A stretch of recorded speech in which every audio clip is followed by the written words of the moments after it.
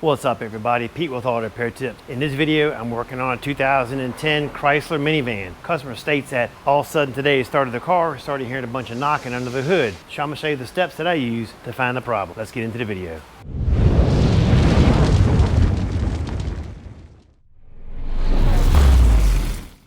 One of the first things I do is get the car up in the air and I remove the splash shield. I'll go ahead and do a visual to make sure there's nothing obvious. In this case, I don't see anything. So now I'll go ahead and start it and get my stethoscopes and listen to the pulleys and see can I pinpoint the noise. All right, so I'm hoping you can hear that noise. It actually sounds like it's coming from the balancer. I'm gonna go ahead and get my scope on and we'll listen to the bearings. So the noise I heard with the scope was not that noise, that's just too loud.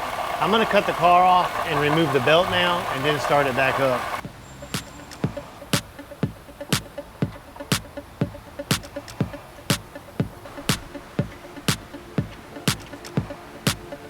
Go ahead and start it when you're ready. So see how quiet that is? So that eliminates the harmonic balancer at all. With the belt off, I can safely grab all the pulleys, put my hands on it, move them around and feel them. Everything feels pretty good. All right, here's your culprit right here. Got a bad water pump. All right guys, we just got the water pump in. It's from CarQuest. CarQuest is not sponsoring this video.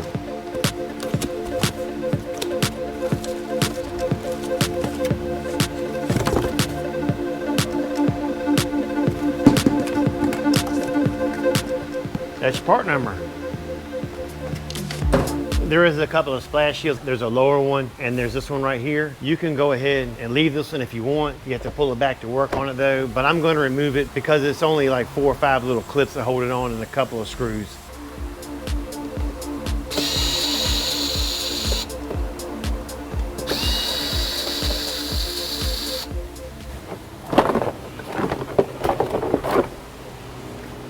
So to drain the fluid out of the radiator, on the left-hand side, that's the driver's side, just unscrew the red knob and that fluid will start coming out.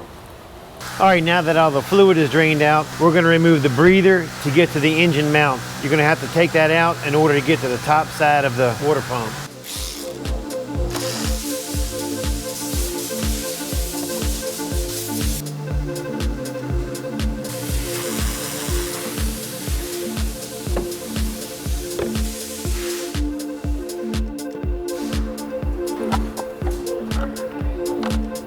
Yeah, it sounded like it was dying a second ago.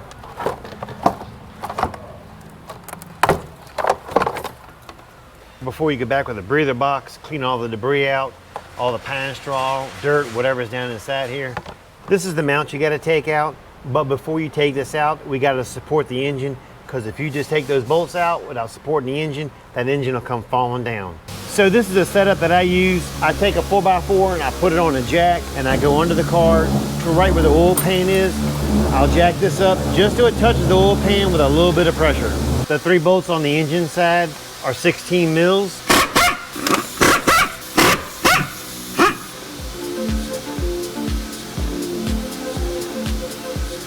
There's 2 more bolts on the frame rail side and they're 13 mils.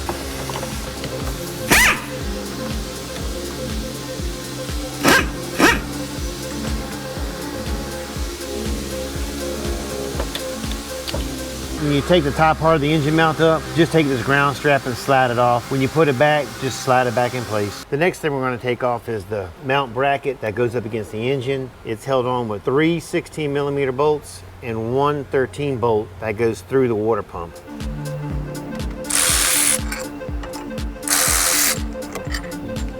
The bottom bolt on this engine bracket, you're not going to be able to get it all the way out. So you're going to just loosen it up and leave it in there and pull it out and then get the mount out.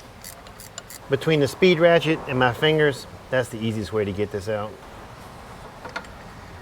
After you loosen up the 13mm, just pull the bolt out and take the bracket up.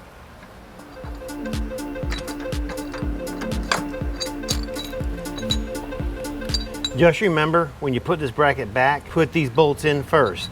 If you don't put these bolts in, you will not get them in later on. So don't forget that step. Next thing you want to do is remove the idler pulley. It's held on with a 13mm. This also goes through the water pump. So what we're going to do is we're going to go ahead and take off the rest of the bolts on the top side that go around the water pump. And then I'm going to raise the vehicle up and get the rest on the bottom. The next thing I'm going to do is take off the lower radiator hose. I use a pair of needle nose vice grips. It just, to me, works easier sometimes. When you clamp it on like that, it just stays.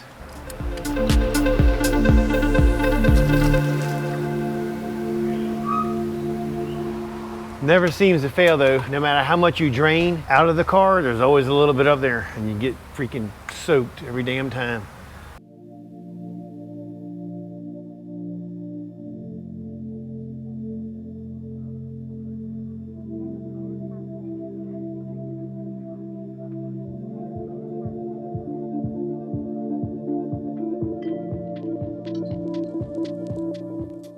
I'm gonna take the gasket off and show you what the inside of this pump look like.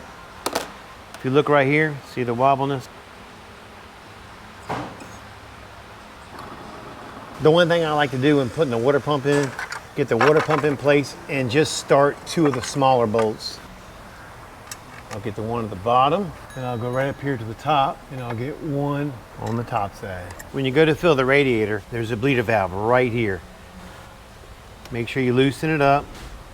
Remove the radiator cap and start filling it until you have a nice stream coming out of there. Tighten it back up, fill it the rest of the way, start your vehicle, run the heater, make sure there's no more air in the system, heat blows hot, and after that you're done. All right guys, I appreciate you watching. That's it for this video. Don't forget to like, subscribe, and leave a comment.